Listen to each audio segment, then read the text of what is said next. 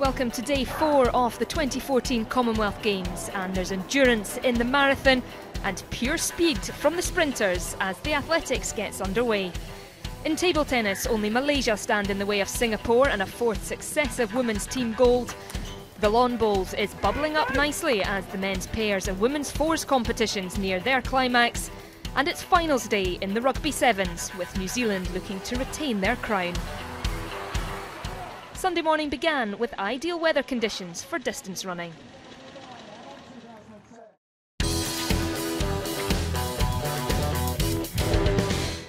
Athletics made its first appearance at Glasgow 2014 on day 4 and began with the marathon. 26 runners in total would take to the streets of Glasgow. Your commentators are Stuart Story and Tim Hutchings. It is a flat course, but it leaves the Glasgow Green Festival site and heads into the merchant area of the city before tracking along the River Clyde over the Squinty Bridge and south past Ibrox Park and into Bellahouston Park there, and the Pollock Country Park too. Is approaching the Pollock Country Park now, the home incidentally of the William Burrell collection of art. And then the long flat track back into the city takes the field north and back again across the Clyde before turning east towards Glasgow Green to complete the first of 2 laps with a circuit then of the festival site. There's a look at the start list. Of course, the Australians always very consistent. Adams, Dent and Shelley, they will give a good account of themselves. The Britons, Ben Moreau, Nicholas Torrey and Steve Way, well, I think, frankly, they'll do well to place in the top 8 or top 10 here in what is a relatively small field, because the African contingent is strong. John Kelly, they is a very, very smart racer. He's a great strategist. And even though his 2 compatriots, Chemlani and Ndiema, are much quicker, he might well come out on top yet again. Personal stopwatches clicked as they get underway. As I was saying, this is the 20th Commonwealth Marathon for men. Ian Thompson's 2:09:12 in Christchurch in '74. It is the fastest time in these games. With Rob de Castella, incidentally, of Australia. He won the title twice, and he was a close second in terms of time, but that came in Brisbane in 1982 with 2:09:18. Incidentally, Rob Costello, one of the big names in marathon running worldwide. He was the world champion in those wonderful inaugural World Championships in Helsinki in 1983. Steve Monaghetti of Australia, well, he's got the most medals, incidentally, a bronze in 1986, a silver in 1990 and a gold in 1994. But when you look at, I said that the balance of power had changed because England have won more medals than any other nation over the years with 12. Australia just 1 behind with 11. But in recent years, Africa has emerged with wins from, as I said, John Kelly. He won it 4 years ago. Then Samson Ramadhani of Tanzania won in 2006. Francis Nali of Tanzania in 2002. And remember, Thabiso Moghali of Lesotho in 1998. He won that, and that balance of power absolutely confirmed. The ladies getting ready for their start. 21 starters, 3 Australians. The average age of the Australians, 29. Then the Kenyans, they've got a mature trio. Their average age, 31, can you believe? Chayech, Kilel and Ongori all operate at a different level to the majority of the field, usually. I'm not sure if I can see Phyllis Ongori as they get underway. It is a small field. And for some of these athletes, it's going to be a lonely morning's running. If you get detached or at least isolated in a race of this nature with a field this small, and that's likely, then the crowd support will be all the more critical. Oh, look at this. There's been a little bit of a break now, and Africa leading that group. Adams it is, the Australian who's gone with them. He's the only one there. The rest are Africa all the way, and this, I guess, was how it was going to be, and I guess that's how it's going to develop as the race goes on. Well, let's go back and have a look now at what's happening with the women's race, see where they're at. Susan Partridge looking strong and composed. Trengove, one of the Australian trio, looking like she's handling herself really well. As she is experienced, she's got the confidence of that 11th place in the World Championships last year. Lanny Marchant in the red cap. Interestingly, the only athlete there with a cap on at this stage. And I'm not quite sure what is the point of the cap when it's a warm day and you lose so much heat through your head. I would have thought it would have been wiser to keep your head clear. Well, look at this. The men now approaching the... Oh, there's a faller.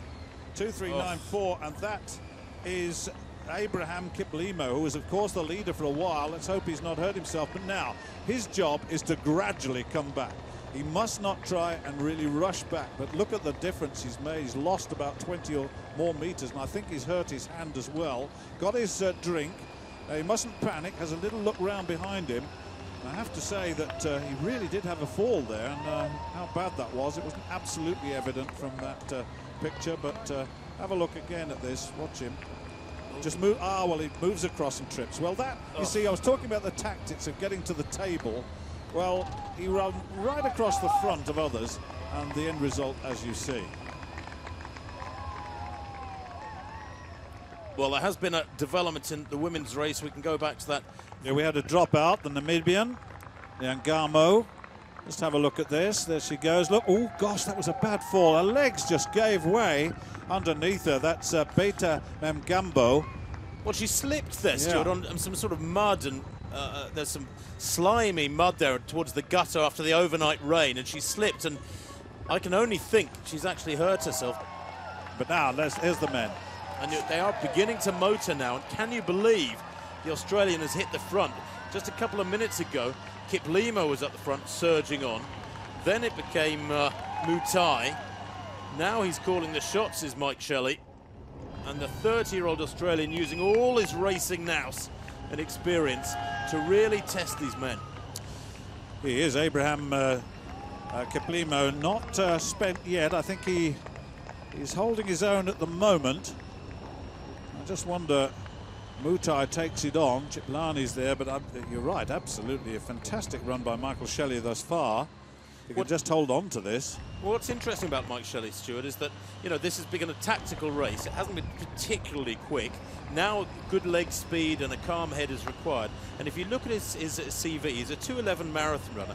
Great, that's world-class running. But he's run 61 minutes for a half marathon. His half marathon PB, his personal best, is significantly better than his marathon best, and that speed might be what's enabling him to hold his own right now. Look at that look of determination on his face. Terrific. What's also significant, Stuart, looking at Mike Shelley's CV, is he's a 3:39 1500 metre runner. He's about a 3:56 miler. He's international class on the track in the middle distances. That might have been in 2004, 10 years ago, but he's the real deal now as a distance racer on the roads as a marathon runner. Chemlani might well be beaten here, and if Mike Shelley could turn around and see the same picture that we're seeing now, he'd get huge reinforcement. He'd get a surge of adrenaline, if there's any left, flowing through his blood. There's the split times, look. Look at those times. Look at that 14:53 in the middle and 14:47 between 35 and 40. They're the two fastest 5K splits in the mid. Look at this. He's won. He knows. He is smiling now, and the hurt goes away. The pain is no more. He's heading now towards the finish. Long, long straight, but he knows he's done the job. The time, round about 2:11 or more. Well, forget about the time, it doesn't matter. This is a magnificent gold medal, which has gone entirely against the script. So Michael Shelley of Australia becomes the Commonwealth Games marathon champion. And how he deserved it. Wonderful, wonderful moment for him. A wonderful moment for Australia. And this will go down and add his name to that whole list of Australian men who have achieved greatness here. And a man who we thought at the very beginning might be the man, Stephen Chiplani, with a best of 2:06, might well have done it, but he couldn't sustain the sort of pace and the surge when it came from Michael Shelley. Wonderful, wonderful moment. The Australians, well, they may celebrate. Great stuff, great pictures, great celebration. And here comes Stephen Cheplani into the second place. And it looks as though it could be that Abraham Kiplimo is going to come through to take third place. And that would be wonderful, because he fell and he is going to come third. He fell and he got up again, and that shows a great deal of character. Shelley from Cheplani, and that looks to me like Abraham Kiplimo, who's going to come through to take the bronze medal in these championships. Wonderful, wonderful moment. Yes, I've done it. I am the champion. Well, there's the women's race, and we're down to 2, and it is a break. And Kalel, and along with Kalel is Filomena Chayech, Danielle. 25 kilometers. We understand that Johannes fell away, the Namibian, and it's now down to 2.